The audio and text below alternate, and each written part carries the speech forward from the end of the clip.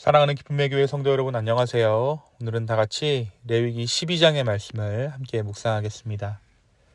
제가 여러분들을 위해서 말씀을 읽습니다.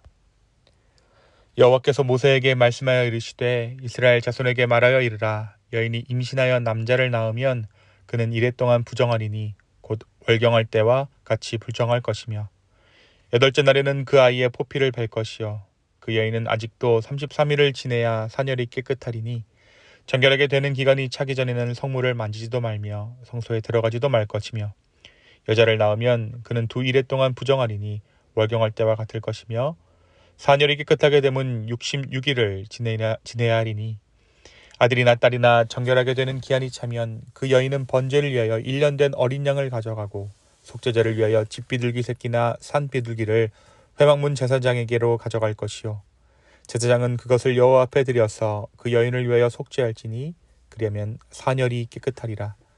이는 아들이나 딸을 생산한 여인에게 대한 규례니라.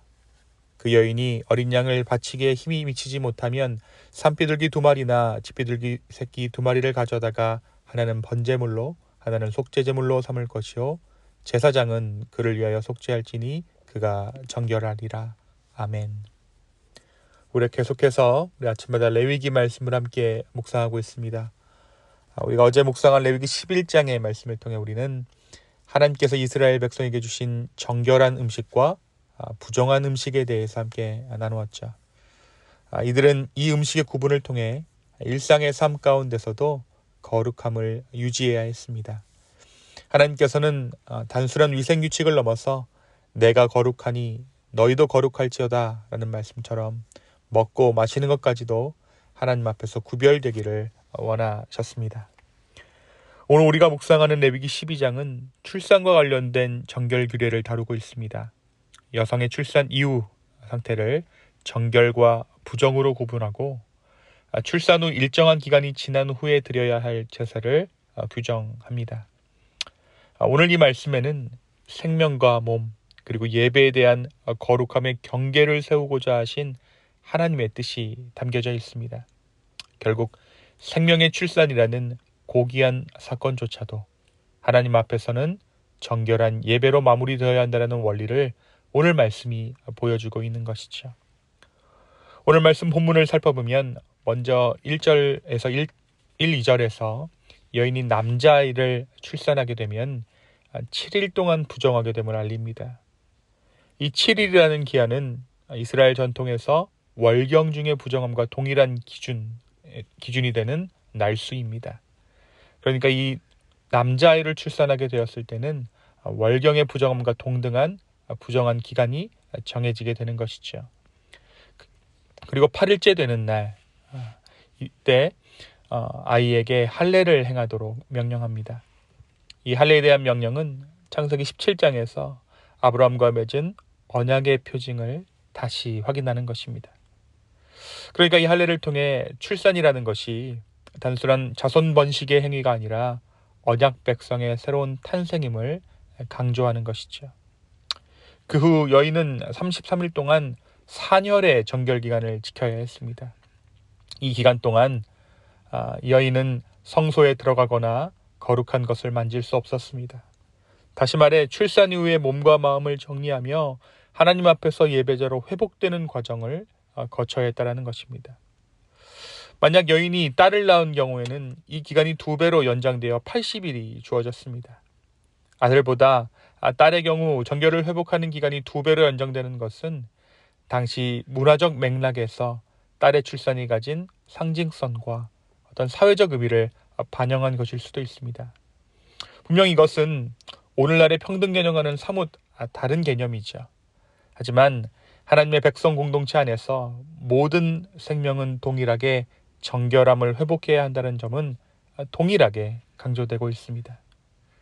특별히 오늘 말씀 마지막 부분인 6절에서 8절에서는 정결 기간이 끝난 후 여인이 성소로 나아가 번제와 속죄제를 드릴 것을 명합니다. 앞에서 나눈 대로 번제란 헌신의 표현이며 속죄제는 죄와 부정을 씻는 예식입니다. 이때 어린 양 한 마리를 번제로, 산비둘기나 집비둘기 한 마리를 속죄제로 드리게 되어 있습니다. 그러나 경제적 형편이 어려운 경우에는 어린 양 대신 비둘기 2마리로 대체할 수 있었습니다. 가난한 자도 부요한 자도 하나님의 율법은 거룩함을 요구한다. 하지만 주님 앞에서 거룩하기를 소망하는 자들에게 모두 은혜를 공히 베푸시는 주님임을 우리는 이 대목에서 알 수 있습니다.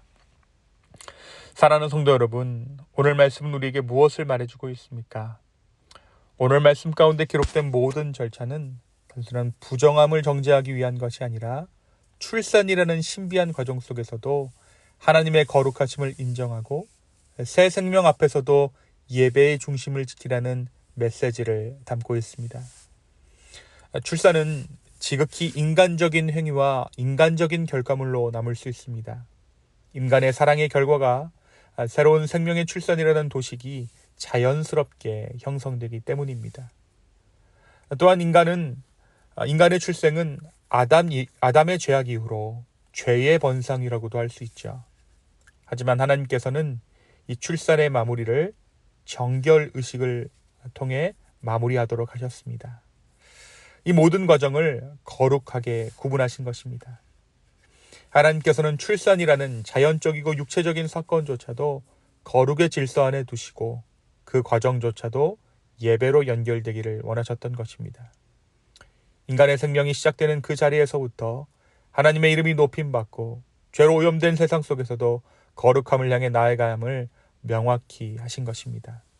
사랑하는 여러분, 우리도 일상 속의 가장 자연스러운 순간들, 우리 가정에서의 일들, 출산, 일상적인 수고, 감정의 기복 속에서도 하나님 앞에 예배자로 서야 합니다.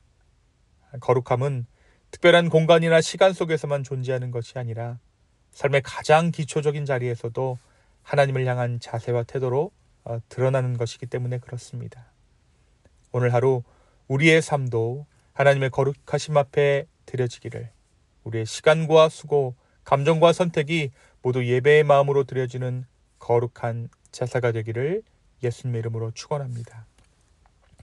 두 번째로 오늘 말씀 우리에게 그리스도의 완전한 속죄를 깊이 묵상하게 합니다. 정결의 기간이 끝난 후 반드시 속죄제와 번제를 드려야 했다라는 규례는 예수 그리스도의 십자가를 통한 완전한 정결과 속죄를 예표하는 상징이었습니다. 실제로 마리아도 예수님을 출산한 후 이 정결의 규례를 따라 성전에 나아갔습니다. 죄 없으신 분을 낳았음에도 불구하고 이 정결 예식을 행해야 했다는 것이죠. 이 마리아가 정결 예식을 행했다는 사실은 장차 예수님께서 우리의 모든 부정함과 죄를 짊어지실 속죄 제물이 되실 것을 미리 보여주는 신비한 예표였습니다. 사랑하는 성도 여러분, 오늘도 우리는 그리스도 안에서 완전한 정결함을 얻었음을 믿음으로 고백합니다. 우리의 본성이 아무리 죄로 물들어 있다 해도 그분의 보혈은 우리를 완전히 깨끗하게 하시는 하나님의 능력인 줄로 믿습니다. 오늘 이 은혜를 기억하며 오늘도 정결한 삶으로 주님 앞에 응답하는 하루 되기를 예수 그리스도의 이름으로 축원합니다. 이 시간 함께 기도하시겠습니다. 주님, 나의 삶을 구별하시고 거룩하다 하신 그 주님의 뜻을 따라 이 하루 살기를 원합니다. 우리의 생각, 말, 행동 모두가 주 앞에서 거룩한 하루 되게 하여 주시고, 우리가 정말 죄악된 인간들임에도 불구하고 주님 앞에 자유함으로 나아갈 수 있게 된 것이 그리스도의 은혜임을 깨닫는 이 하루 되게 하여 주시옵소서. 주님 감사합니다. 예수님의 이름으로 기도하였습니다. 아멘.